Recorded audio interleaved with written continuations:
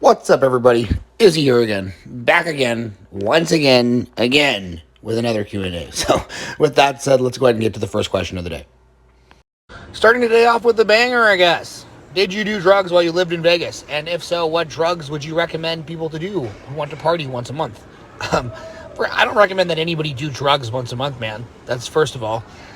Second, I mean, I didn't really do a lot of drugs while I lived in Vegas, but I have done plenty of drugs throughout my life. I don't really with opioids or any injectables and haven't really at any point. So my experience is sort of limited to like LSD, acid, Molly, cocaine, marijuana, things of that nature. And my favorite, I guess, for the experience would be Molly, but that's definitely going to be pretty detrimental for lifting. The drug that's going to have, the recreational drug that has the least impact on lifting is marijuana.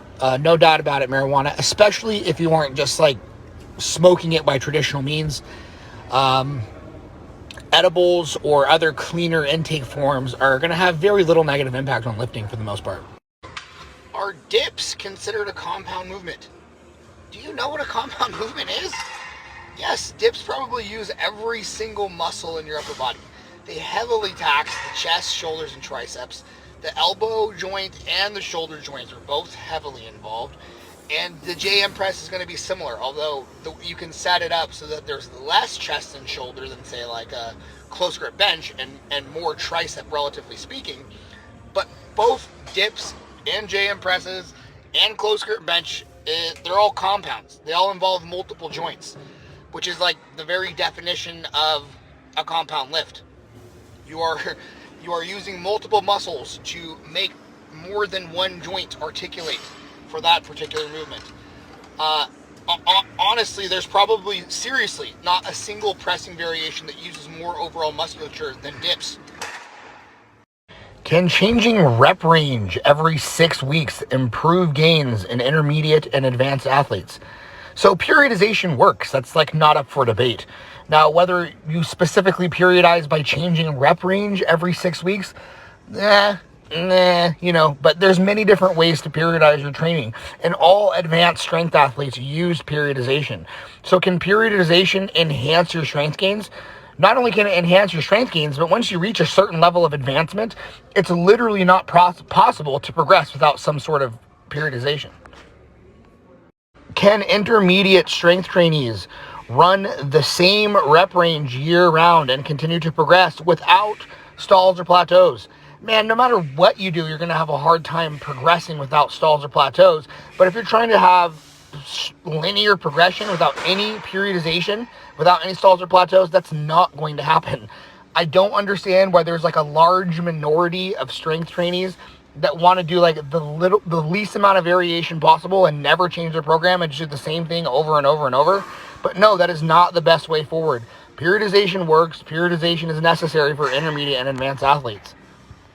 Are the benefits of DB pullovers real? Arnold said they're the best chest and lat exercise, and they also expand your rib cage.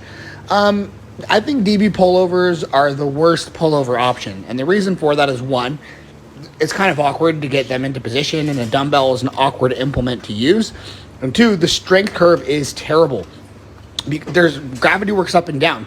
So by the time that you get halfway through the movement, there's no more resistance. So you can't even go from mid-range to short with a dumbbell pullover and have there be any resistance at all. So it's still a good movement. Pullovers have been used for a long time, but cable pullovers and machine pullovers are, in my opinion, way better choices. As far as stretching your ribcage, I just don't see how that's physiologically possible. Sure, maybe it can like stretch the surrounding tissues, and that gives you more ribcage mobility and allows you to take deeper breaths, but it's not going to make your bones bigger. Are there any benefits to training SBD over 10 to 12 reps if you are a powerlifter?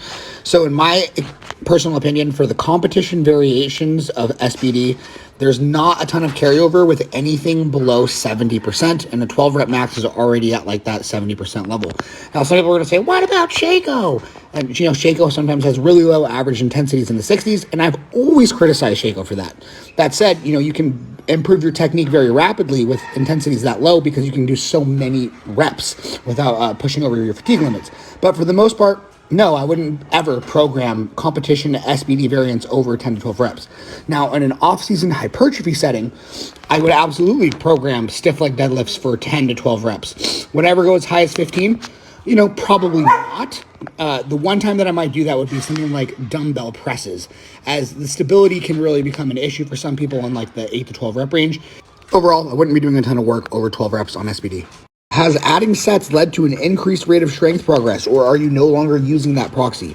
So yes, it has led to an increased rate of strength progress, and I am still using that proxy, but we have to be honest about the limitations of that proxy.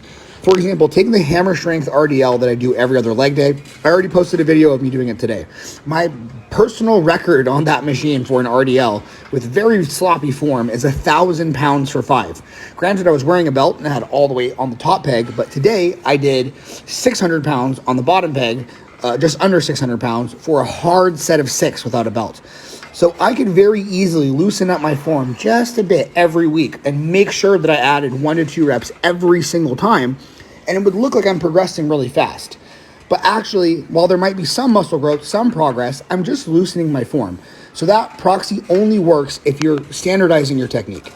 Is it worth using a really stiff bar for stiff-legged deadlifts, or does that make it too lengthened biased? So a deadlift bar isn't really going to change the strength curve. It's more so just going to completely get rid of the first few bottom inches of the range of motion, right? So imagine that you're doing a bench press and you just decide to stop 3 inches short of your chest, even though you're the kind of person that has the mobility to go all the way to your chest.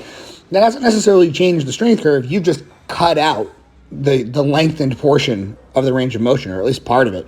So that doesn't make a ton of sense. Now, if you can't keep your back flat, but when you're pulling off of the floor, doing stiff leg deadlifts, because you just don't have the mobility, you can elevate the bar using blocks, or potentially a deadlift bar can get rid of a few of those inches of the range of motion and allow you to set up and pull with the flat back. But overall, if you have the mobility to set up with the flat back, I would just use a stiff bar. There's no reason to cut out range of motion for hypertrophy training. If you're doing it for fun or ego, have at it. I enjoy some ego lifting myself. Pause every rep to squeeze the muscle, or use a little bit of momentum with higher load. I don't do either one of these things. Personally, I think squeezing the muscle is foo-foo. Like, if you could increase the stimulus by squeezing the muscle, we'd get bigger by flexing, and we don't. However, when you said use momentum to lift a little bit of more weight, I don't agree with that either. I don't think you should be using momentum on most movements to lift more weight. If you have a tendency to use momentum to cheat, I think on those movements, it's useful to add a pause in the short, which is not the same thing as pausing to squeeze the muscle. It's pausing to make sure that you're not using momentum to basically throw yourself short and then immediately fall out of that short position. So I do think there's some value in that on movements that are particularly easy in the lengthened and particularly hard in the short, like rows, for example. Overall, no squeezing and no momentum. Do you think it is healthy or sustainable to just keep training by yourself in the gym? I guess I don't see why it would be unhealthy. I mean, think about it like this. Like, you're only, even super hardcore people are training, 20 hours a week max? That would be like over 3 hours per session, 6 days a week. And I think everyone can afford to take, 10, 15, 20 hours a week to themselves for a hobby that they enjoy. Now, as far as sustainability, I guess that would really depend on your personality. If you are the loner type, you might even prefer to be alone. For some people, having that social support, having someone to crack jokes with, having something to laugh about during the training sessions, having a buddy there to cheer you on when you're not having a good day, or to cheer you on when you're having an extra good day, can make it so much more of a rich experience that it's almost worth as much to them as the results of the training itself. So that will really be person to person, I think, dependent. At what point should we actively seek out a click or at least a training partner? So this is a really good question, but it's also just really tough to answer, because I think anybody can benefit from a good training partner or a good training group at any time. Whether you're a complete beginner with no experience whatsoever, older lifters can show you the ropes on technique, help you avoid pitfalls, and cut your learning curve. If you're a super advanced lifter, you guys can feed off of each other's energy. You can use that training partner to maybe go for riskier reps that you wouldn't try without a spotter.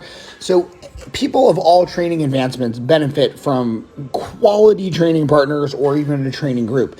The issue becomes that we're adults and people have different schedules. For example, I would love to go to Bayshore sometimes at night and train with some of the people that train there at night. They're some of the strongest people in the gym. But I really can only make it in the mornings for logistical reasons, and that means that sometimes I can train with Josh, but for the most part, I train alone. I would love to have a consistent training partner, but it would require a few things. The first thing that it would require for me to have a regular training partner is that they would have to train in the morning, because that's the only time that works for my schedule logistically, and that cuts out the vast majority of people right off the bat, because the vast majority of people have a typical 9 to 5, and they can't train from, when I train, usually it's like from 8:30 to 11:30, very roughly speaking, not in the same session, but just in general, that time frame. The second thing that it would require is for that person to be on the exact same training split as me, or for me to modify my split to be something that compromises between what's best for them and what's best for me. And that right there is a really difficult thing, even if we both have matching schedules, because as a quote unquote more advanced lifter, my split is designed and caters to my exact needs. And currently it's asynchronous, which means that I don't train the same days every week or do the same muscle groups on each day, and most people do. If you're more flexible than me, it might be easier for you to find a person or a group that more easily meets all of your criteria. For me, it's too hard. Is there ever a time where you use less than the absolute maximum range of motion for a muscle? I'm glad you said muscle and not movements, because, for example, I don't round my back to try to go deeper on hack squats. However, I think the main time that this happens is due to equipment limitations. So, for example, if I'm doing a Smith incline bench press, I have a pretty flexible chest. And with other machines or dumbbells, I can get my hands well below the level of my chest. But with a Smith incline, the bar is going to hit my chest before I fully lengthen my chest. And that's okay for some movements. What are the downsides of junk volume other than just wasting your time? Isn't it too light for fatigue? No, that's the main issue right there, is that junk volume still causes fatigue, but it adds nothing in terms of stimulus. So it's literally like the equivalent of you stressing yourself out for no return whatsoever. And that's the main problem with junk volume, is that it's going to increase the amount of recovery you need to do without providing any return whatsoever. If you're hack squatting with 3.5 plates per side, do you need a spotter on both sides? No. I mean, think about it like this. Sometimes you'll see these videos of like super jacked dudes and they're going for like a 405 bench, and they'll have like their wife spotting them. And in the comments, somebody will always be like, what's she going to do if he fails? Set a new deadlift PR? But like, let's say the guy's pretty close to a 405 bench, right? He might be capable of 390 pounds of force or 395 pounds of force. So she only needs to give him like 15 to 20 pounds of help to complete the rep. Always better safe than sorry, but not strictly necessary. I've heard some people say that periodization only works for strength training and not hypertrophy. Do you agree? These people are what we call fucking idiots. No, but they just don't know what the word periodization means. Periodization is any intelligent change in your training structure according to a plan. So, for example, do you ever take a deload week or take an easy week because you're feeling beat up? That's periodization. Do you ever add cardio and train further away from failure because you have a contest coming up in a few weeks? That's periodization. Do you ever use a progression scheme, like double progression, like linear progression, like triple progression? That is periodization. Do you ever use different exercises at different times of the year? That is periodization. Any time that you are changing something in the training structure based around your yearly plan, that is periodization. Periodization is planning. Everyone periodizes, even if they don't know what the word means. Are there any diet-related deficiencies that could make you more likely to get injured? There are many. So the very most obvious ones are going to be electrolyte deficiencies, which is magnesium, calcium, potassium, and sodium. Because if you're deficient in any of those, you're going to have a hydration issue. And when you are depleted of electrolytes and dehydrated, it is well known and well established in the literature that you are at a greater risk for cramping, you're at a greater risk for strains, and you're at a greater risk for muscle tears. I mean, you could probably think of more and more examples, like calcium, for example. If you're deficient in calcium chronically, you're going to be more likely to break a bone if you fall, if you get in an automobile accident, if you play a collision-based sport, and there are probably many more that I'm not thinking of off the top of my head. You don't want to be deficient in things for a variety of reasons. What do you think of reverse hack squat calf raises? I am new to calf training and looking for good variations. To me, it's really not fundamentally different than any standing calf. You might have less foot slippage, which is a real issue on a lot of standing calf raises and seated calf raise machines. So you could try it. My absolute favorite variations for calf training would be, number one would be the leg press calf raise. So just go do calf raises on a leg press. And the reason for that is because most leg presses, due to the angle and the metal foot plate, your feet do not slip like they do on the regular standing and seated calf raise machines. A rarer machine is like the rotary type calf machines where they have like a foot plate that pushes you into dorsiflexion, and then you extend against that plate and it kind of moves in an arc. So instead of like moving your body, you're just like extending and bending at the ankle. I'll put up a picture, but that one's awesome as well. If you have it, it's probably the best. Is there any particular frequency of SBD that you recommend? No. I worked with over 200 competitive powerlifters for a period of like 8 years. And what I can tell you, for example, let's just take bench press. I had powerlifters that benched anywhere from once a week to 6 times a week. What works best will be different for different people. There is no universal answer for things like this. So let's go into that example more. Like, for example, people that use a really big arch and a max grip width back before there was depth rules, they could do a ton of very specific bench volume and it wouldn't be fatiguing because they're basically just doing partials and reps that only challenge the short position. The bigger dudes I worked with only benched once, maybe twice a week, and they didn't arch at all. It just depends.